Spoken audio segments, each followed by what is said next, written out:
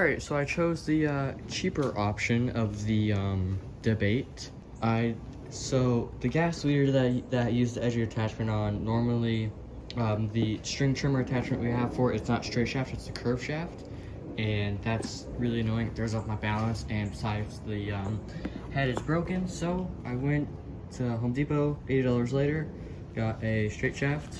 So yeah, we're gonna unbox this and put it on. Alrighty, with some finagling from probably the most toughest box in the world, we got it out. So we got the manual, or maybe that's not the manual, that's just stuff. We got the guard in here, and then, you know, most important part, we got the shaft with the head, and it's already got twine in it, which I'm probably gonna put my own twine in it anyway, so it doesn't really matter. Let's go get this put on.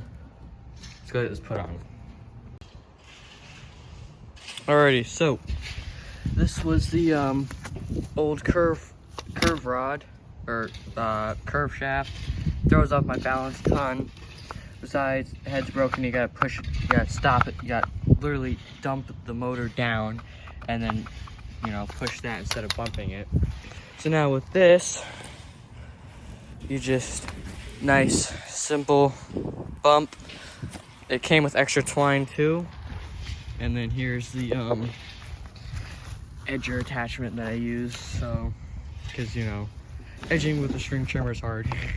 So I just use the edger attachment. Yeah, in theory, it should be a lot easier than dealing with this thing.